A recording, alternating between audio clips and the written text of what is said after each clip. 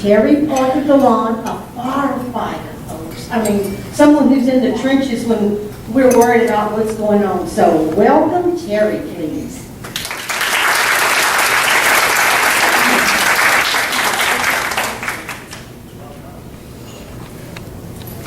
Take a deep breath. Get my thoughts together here. This is something I do all the time. My name is Teri Parker Gallant. I'm employed at Ward 6 Fire Department, which is located north of Sulphur and we surround the Quincy area. We cover an area of 125 square miles, most of it being rural, and about 6,000 residents. We have 21 volunteer firefighters on our fire department. We need more, so if any of y'all are around that area and know anybody that would like to help us out, we need some more volunteers. I'm full-time on the department. My husband is part-time fire chief, and I'm proud to say Ethan Miller, right there, is on our board of directors for the fire department.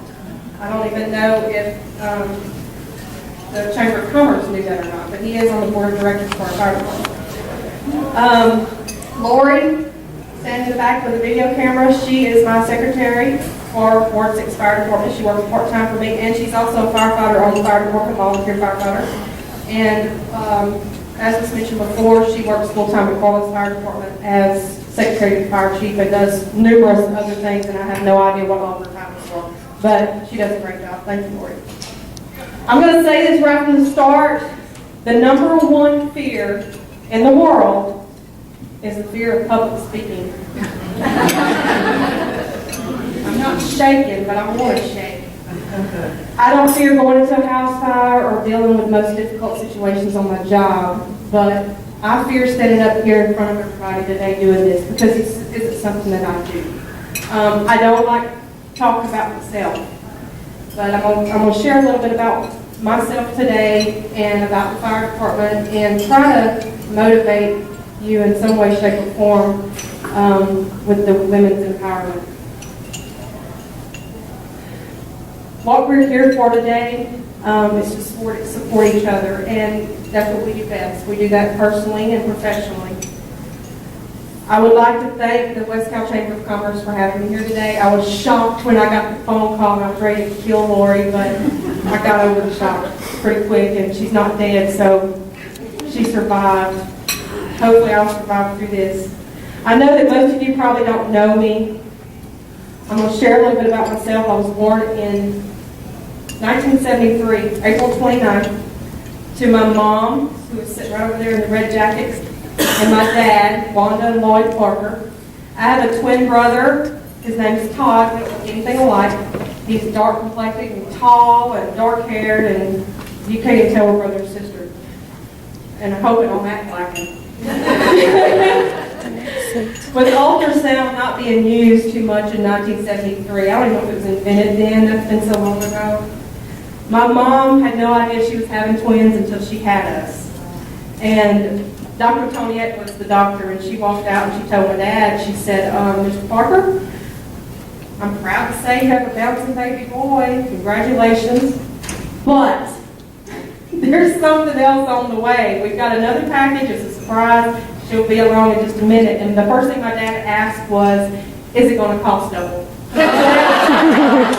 And I took after him. I'm not what too. But I'm sure I was free. They didn't have to pay for me. They let me slide. But I'm sure they paid for me a million times over since then. I've lived in DeQuincy my entire life. I attended DeQuincy Elementary School up until 3rd grade, and then my dad was a pastor of the church, and he opened up a Christian school at his church, and I attended that up until I graduated in 1990. My parents owned a drive-in restaurant in the big city of Starks, Louisiana. It was called the Snack Shop, and the name was changed to Parker's Fried Chicken years later. And for about 12 years, I worked there. From the time I was 9 years old, myself and my brothers worked there for my parents, and we would stand on milk crates and take orders and pick shakes and malts and ice cream cones and things like that. Early in my life, my parents instilled a work ethic in me that I've never forgotten. I've never been without a job, I'm proud to say. The Lord has blessed me to be able to work and support myself my whole life. Growing up, I naturally thought that I would own a restaurant and kind of follow in their footsteps or get married to a preacher or something like that. One of those is correct. While my brother and I were still young, we would hear the old fire whistle start winding up in town. I don't know if any of you are from DeQuincy, but they had this old alarm, and it's still there. They just don't use it anymore. They still got the big white thing there on the telephone pole. But it would start winding up, and it was loud. The whole town would hear it. We lived on Long Street, just not far from the fire station. Me and my brother would jump on our bicycles. We were probably 8 or 10 years old. We'd jump on our bicycles, and we'd ride as fast as we could to the fire station. And we would follow the fire trucks to wherever they were going, whether it was a fire or a car wreck or whatever it might be. And they would help. They would let us help them. We would roll hoses and pull hoses and things like that, and follow them back to the fire station, help them out at the fire station, get stuff put back together. I always kind of had a feeling that Todd would grow up and be a firefighter, but I had no clue that I would. I was a girly girl kind of then. I'm not anymore, but I was kind of a girly girl, so I had no idea that I would end up growing up and being a firefighter. At the age of 18, my twin brother Todd joined the local fire department, which was Ward 6 Fire Department. That's who I work for now. I was working at the time, my parents had sold a restaurant and stuff, and I was working at the time as a department manager at Nichols in Quincy. Worked there for about 6 years. While I worked there, I married my husband, Tim Gillen, who was a preacher at the time. So I did follow in the footsteps of what I kind of thought I was going to do. My husband was also a member of the fire department, a volunteer member of the fire department. He was a member of Ward 6 and DeQuincy Fire Department at the time. I rode with him to a few fires, and I saw how shorthanded it was and how much help they needed. So I decided instead of sitting in the car, I could be doing something. So I applied and joined the department as a volunteer, Ward 6 Fire Department as a volunteer in 1992. I think I was about 18 and a half at the time. I was completely unaware that the volunteer firefighting job would end up being my career. With hard work and many, many hours of training, I worked my way up from volunteer firefighter to station captain. And in 1997, the fire chief at the time announced that the department would be hiring a full-time district captain, not only to take care of fire department duties and fill the district captain's position, but also to take care of scheduling and training and things like that out at a training facility that we owned on Hopewell Park Road. So I did both jobs for quite a while. In 2000, we decided to sell the training center. We had Office of Homeland Security that wanted to purchase the training center for us. We sold that to them, and they're still to this day continue to train volunteer and municipal firefighters and industrial fire brigades at the facility. It's a very, very good facility, and it's grown a lot since we sold it to them. My brother is employed out there full time, so he's kind of stayed in the firefighter thing also. He's also still a volunteer for Ward 6 Fire Department. He's the captain, station captain. I love my job, but there's been some bad times on my job. There's times after being up all night fighting fire at a house fire. We had one last week that we were up all night on. Getting home from car wrecks, cut people out of them, and not being able to save their lives, or doing CPR with someone and not being able to save their life. But I asked myself, Teri, why do you do this? Why do you just keep doing it? It's almost like torture sometimes, you know? I want to be able to help everybody, and I want everybody to make it through and you know, survive and be alive and well today. The reason why I do what I do is because I love to help people. That comes from, I'm going to go ahead and say that right now, I had it further on in my speech, but in 1985, I had an older brother named Tony. He was 17 at the time. He had just graduated from high school, and he had his whole life ahead of him. He drowned in a drowning accident, so that changed pretty much our family's lives forever. We didn't think that we would make it through that time, but we did. And we're stronger And I'm thinking that a lot of that has to do with the fact that I like to do what I do now as far as helping people. It made me realize, and I know it made my family realize also, the value of loving your family and not taking them for granted and enjoying every minute to its fullest. The times that I'm able to help save someone's home, extricate them from that car, and them still be alive and well today, walking around and see them on the street, or help deliver a baby into the world, which I've done. But Kayla, I see her every now and then. She's 12, 13 years old now, and I see her every now and then. We call her our baby. But those times that you're able to help someone and make a difference and see that baby walking around, or see someone that survived a car accident, or they've rebuilt their house, or and they're living well today, it makes it worth the bad times that I've gone through. My job as district captain includes leading the fire attack in burning buildings, extricating vehicles at wrecks, fighting woods fires, vehicle fires, and responding to other emergency type situations. We also respond to emergency medical calls when requested by Acadian for assistance. I take care of maintaining the fire equipment at the fire department. We have 3 stations and 13 fire trucks, and I also take care of the daily operations of the department. I would like to brag a little bit. Our fire department has more trained female firefighters, volunteer firefighters, than any other department in Southwest Louisiana. So, she does a great job, y'all. I don't know what I'd do without her. She's my rock, and she supports me so much. I do appreciate you. Also serve as volunteer board member and secretary for a local nonprofit organization that was created 2.5 years ago called Colors for a Cause. We use fundraisers and use donations that people give us to provide financial assistance to families as they're fighting cancer. If they have a child in the family that is fighting cancer, we pay their car notes and house notes and travel and things like that while they're going through treatment. We also assist adults. There's a limit on adult assistance, but with kids, the kids always come first with us. So I also do that, and people ask me a lot, Teri, how do you do everything you do? I don't know how I do it. I don't know if it was just something I was born with or whatever. I just can't sit still. I've never been able to sit still. I have to have something keeping my hands busy and keeping me busy, so that's just the way it is. That's how I am. I would like to take a few minutes to talk to you about believing in yourself. Everything that you need to accomplish your goals is within you. Having self-confidence is extremely important. Believe that there's nothing you cannot do. There was a time in my career that I was about to be sold down the road.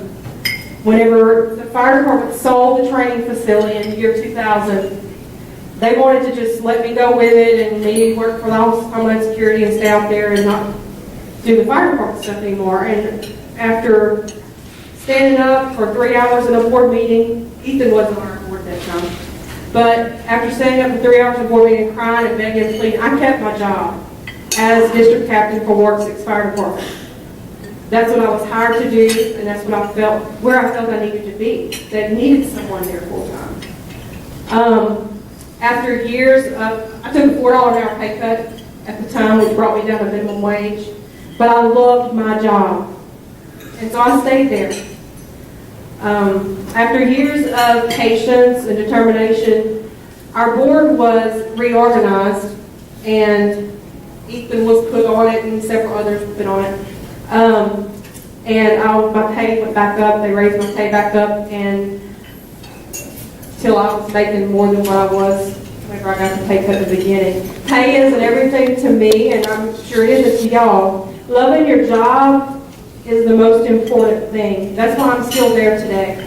For about 3 years, I worked for minimum wage. But I'm not tooting my own horn, but I'm making more now than what most other ladies do without a college education in my line of business. I told you before that my twin brother works out at the training center. He loves his job. He does a great job out there. He does great on the fire department also. Here's a quote by Oprah Winfrey. She's the richest African-American black lady in the world. I've come to believe that each of us has a personal calling that's as unique as a fingerprint. The best way to succeed is to discover what you love and then find a way to offer it to others in the form of service, working hard, and also allowing the energy of the universe to lead you. Whatever it is in your life that you want to accomplish, follow your dream. We all have hopes and dreams of things we want to do with our lives. Sometimes it seems that what we want to accomplish is so far out of our grasp that it's not possible for us to accomplish that. Whether your dream is to be a CEO of a large company, a nurse, a school teacher, or a firefighter, be confident and know that there's nothing you cannot do. Know that your dreams are more than just dreams. They can become reality. By believing in myself and my abilities and not giving up on my dreams, I was able to retain the job that I had, and I'm better off now for it. There are a lot of people who wish they could do better, who dream of doing better, who even pray to do better. You must know that you can do better. As we all know, life is about highs and lows. Sometimes there's more highs than lows, and sometimes there's more lows than highs. If you're riding high on your path to achieving your dream and you hit a low point, don't give up. Don't allow anyone to make you feel like you can't do what you dream of doing. I've had a lot of negative people growing up in my life that's tried to. It's not worth it. Keep those negative people out and away from your life, because all they're going to do is bring you down. You don't need that drama. The difference between believing in yourself and being arrogant, there is a difference, is one continues to have a humble heart and spirit, and the other has no heart. Don't be afraid of success. Success is exciting, but it can be scary if you're not prepared for it. I've been scared a lot through my life. But you face those fears head on, and you overcome them. And like I said earlier, you make yourself a better person for that. I've depended on my faith in God throughout my life, and my strength, the strength that only He can give me, is what's helped to get me where I am today. Here's some quotes that I look at on a regular basis when I'm feeling overwhelmed, stressed out, or just plain worn out and tired. I've learned that no matter what happens or how bad it seems today, life does go on, and it will be better tomorrow. I've learned that you can tell a lot about a person by the way he or she handles these three things: a rainy day, lost luggage, and tangled Christmas lights.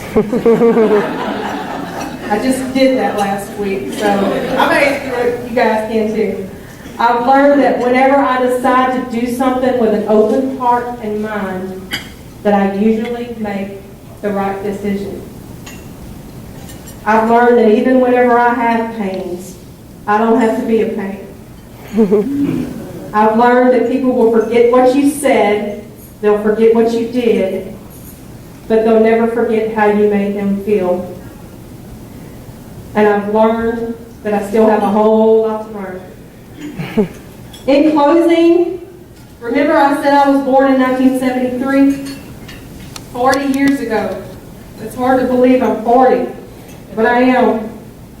The first female career firefighter, Sandra Forcier, was hired that same year, in 1973, July, in Winston-Salem, North Carolina.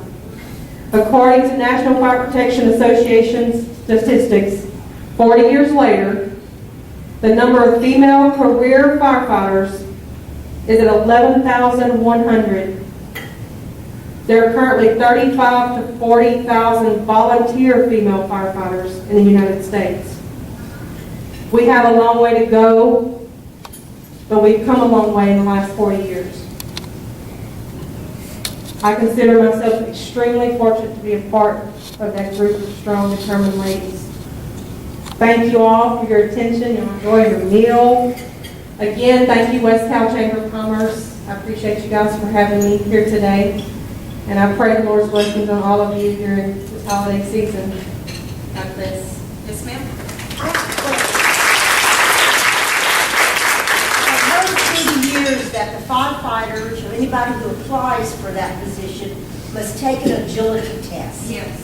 I understand it's quite strenuous and even the fittest of fittest men do not make it. Yes. The agility test includes, you have to put on full turnout gear, you run a certain distance in full turnout gear. That includes your air pack and everything. That's about 60 pounds of gear once you get everything on. There's also, you have to do different scenarios as far as climbing up a 4-story tower, then you pull a hose up to the top of that, you pull it up. Gosh, you have to do your push-ups and your sit-ups and all that good stuff. So you do have to, it is strenuous. I mean, that's something that you have to do, but it's worth it. Hi, Lori's mom. Good to see you. But, and then you have to keep on top of your game. I'm just going to say something real fast. I was diagnosed with rheumatoid arthritis 7-8 years ago. My grandmother, my mom's mother, was totally bedridden with rheumatoid arthritis. Juanita Baggett, I always call her Mom. Juanita Baggett was her name, and I don't know if any of you know her, but she was in a wheelchair and pretty much bedridden and couldn't do much at all for herself. My papa helped her out tremendously.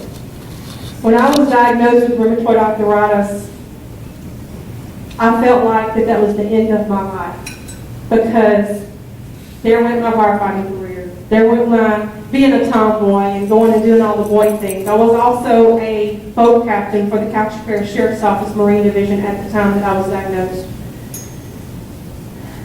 After several years of dealing with the pain and the joints being swollen and it's affecting my eyes,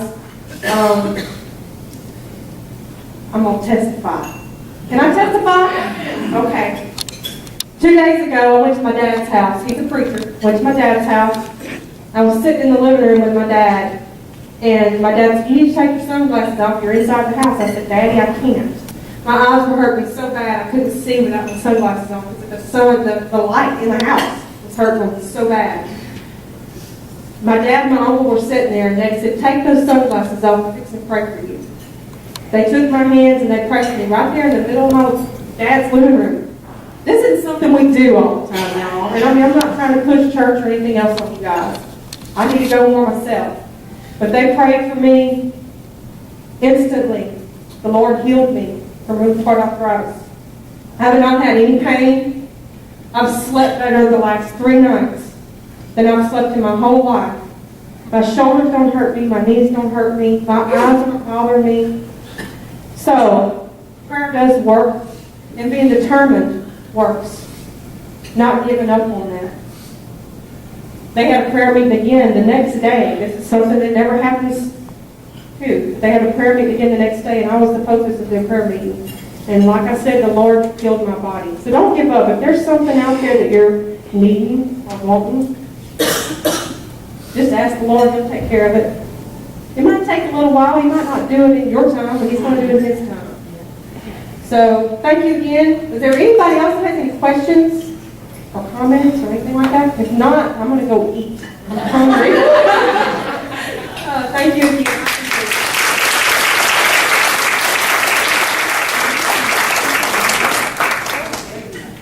Before you leave, we have a little gift for you. So come on back. Just our token of appreciation. You're very welcome. Thanks. Well, I did hear a couple of comments. Debbie Neighbors said she's afraid of heights. So